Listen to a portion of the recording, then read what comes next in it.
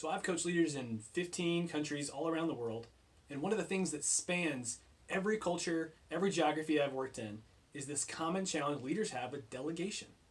Right? It seems like you can either have one or of two things if you're delegating. You can either have engaged employees that take ownership and are excited about the project, or you can have something that is high quality, is on time, is under budget, all those things. It seems like you can't have both of those things. And so leaders struggle to delegate because they don't want to give up control, but they also want to develop their people. Can you do both? If you're wondering this, I have a good answer for you. The answer is yes, you can do both. And it's actually very simple, straightforward. It's not easy, but it's very clear. There are 3 G's that are associated with a good delegation, and that's the subject of our Spark today. The 3 G's are goals, guardrails, and gas. Goals, we'll start there. So when you're delegating, the first thing is you got to be crystal clear about the goals you're trying to accomplish. If it's unclear in your mind, it's definitely unclear in their mind. You need to make the goals so clear that everyone's going to know exactly whether or not they accomplished it. Right? There's no moment where they show up in your office and drop the paper on the desk and say, hey, the report's done. Did I do what you wanted me to do? No, because they're going to know because you've spelled it out so painstakingly clearly. Everyone's going to know what the goal is. Now, what you're not spelling out there is how they're going to accomplish it. Okay, this gets to the second piece, the guardrails. Instead, what you need to define is what they can't do, the boundaries. Okay, you can't go past this time, you can't go over budget, you can't do anything that harms our brand or breaks the law, any of that sort of stuff. Okay, but if you accomplish this goal and you stay within these bounds, how you do it is up to you.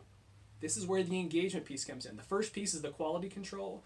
The second piece is what gives them the autonomy and the ownership to do it their way. But the last piece is the one that makes sure they get across the finish line. That's the gas. This is you providing the resources to them to say, hey, now that you have owned this goal and you know what's out of bounds, I now work for you. So if you need someone to stuff envelopes, I'm your guy. If you want someone to go have a difficult conversation with a colleague to, break down this political barrier, I'm there for you. You tell me what you need, I'll give you what you need. Your goal with the gas is to make sure that if they don't succeed, it's not because they lack resources or clarity, it's because they didn't give their best effort. If you can do these 3 G's, I assure you, you will have much, much more effective delegation. So this is my challenge to you today. If you're on the delegating end of this, ask yourself, have I given the person I'm delegating to all 3 of these G's? And if not, circle back and tighten those up.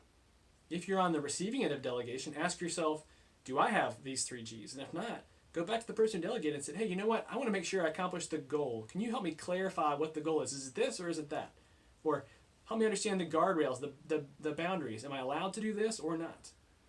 Asking these 3 questions will help you be a much more effective delegator and to do a much better job delivering the results you want if you're being delegated to.